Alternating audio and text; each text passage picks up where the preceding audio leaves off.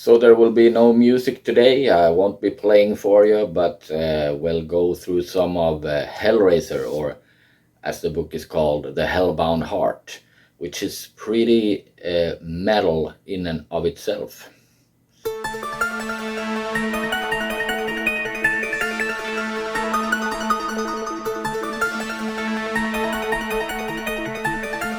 So intent was Frank upon solving the puzzle of Le Marchand's box that he didn't hear the great bell begin to ring.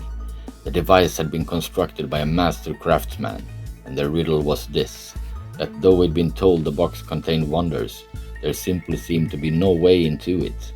No clue on any of its 6 black lacquered faces as to the whereabouts of the pressure points that would disengage one piece of this 3-dimensional jigsaw from another. The interior surfaces were brilliantly polished. Frank's reflection, distorted, fragmented, skated across the lacquer.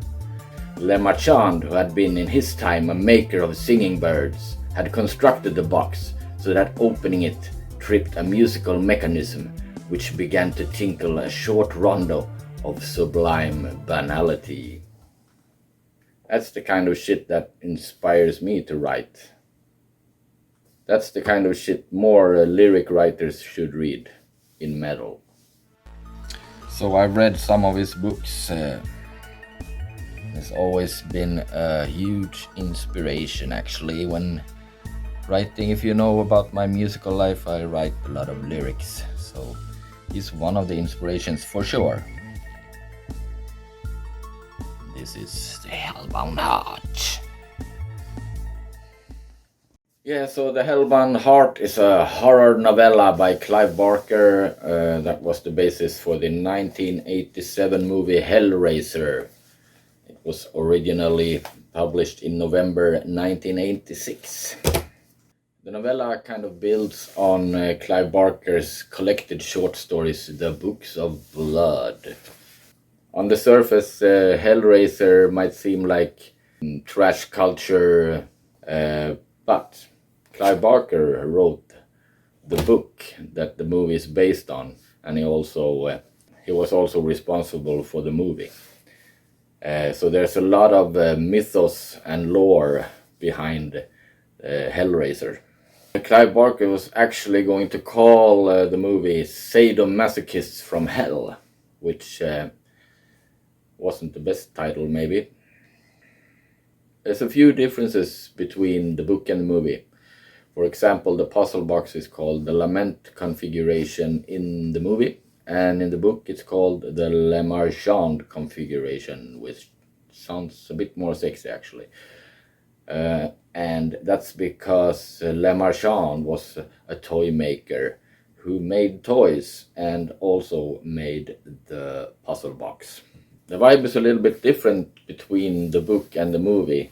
For example, the sadomasochists from hell, the cenobites, they are actually neither good or evil. They've taken their sensations so far, so they can't tell whether they're feeling pleasure or pain. But they're not evil or good. It's just that if they're summoned, they're going to bring that person to their dimension. So, I mean, even though the book is called The Hellbound Heart and the film is called Hellraiser, it's more in terms of being hellish. So in the book, you don't get the sense that they're from some Abrahamic religion type of hell or something like that. It's simply a dimension that is very sadomasochistic in its nature, I guess you could say.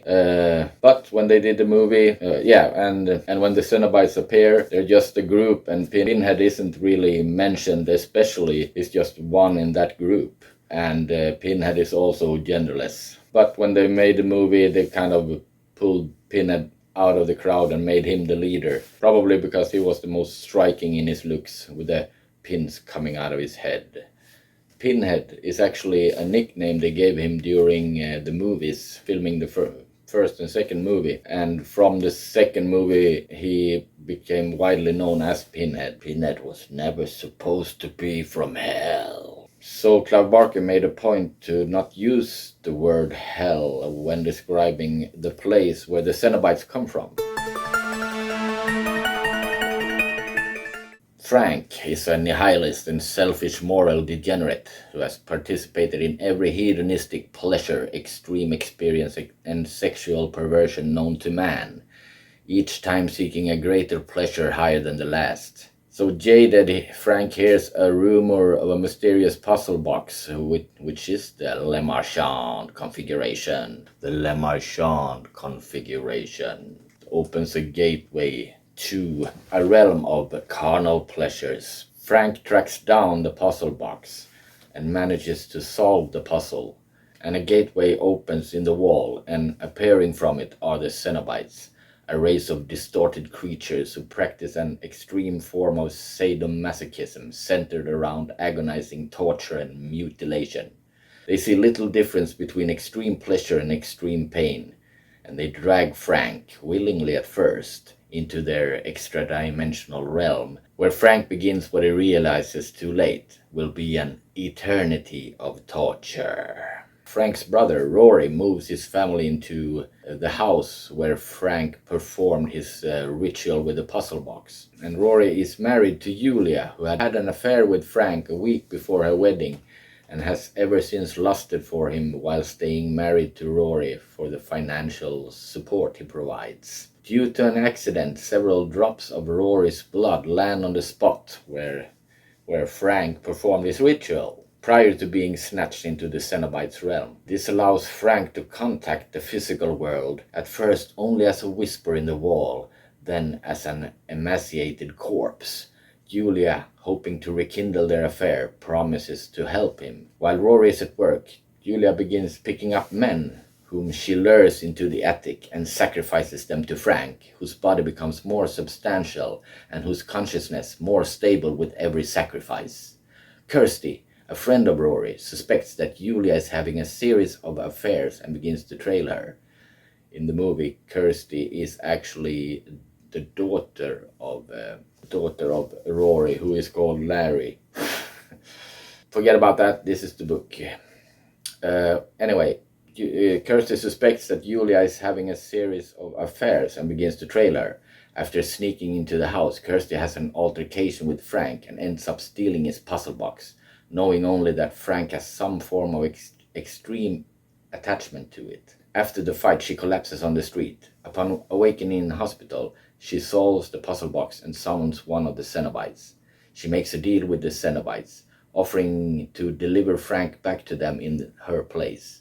The Cenobite accepts the deal but says that they want to hear Frank confess himself, and that if Kirsty brings him back to them alive before midnight, then they won't tear her soul apart. Kirsty leads the Cenobites to Frank, now wearing recently slain Rory's skin. Another altercation ensues, in which Julia is killed by Frank. The Cenobites wait until Frank reveals his true identity, then snare him with their hooks and tear him apart. Kirsty then escapes the house as it begins to fall apart, but not before witnessing Julia being taken by the lead Cenobite, the engineer. The engineer later bumps into an escaping Kirsty, handing her the box, presumably for her to keep it until the Cenobite's next victim seeks it. Kirsty imagines that she sees Julia and Frank's faces reflected in the lacquer of the box, but not Rory's. She wonders if there are other puzzles that might find a way to where Rory resides by unlocking the doors to paradise instead of hell. Yeah, so what I kind of skipped over there is that Rory is killed by Julia and Frank, and Frank takes Rory's skin so that he looks like Rory and fools Kirsty that he is her friend. Sneaky bastard. Anyway, yeah, so the puzzle box in the book is actually black and lacquered and doesn't really have any symbols on it. And in the movie it's like gold and black and has some symbols and patterns on it. That's also a little difference. And in the movie, Julia kills her victims with a hammer, and in the book she uses a knife. So there's some differences there. But anyway, read some Clive Barker, and it will inspire you greatly. Just the language of this man. He's pretty amazing actually.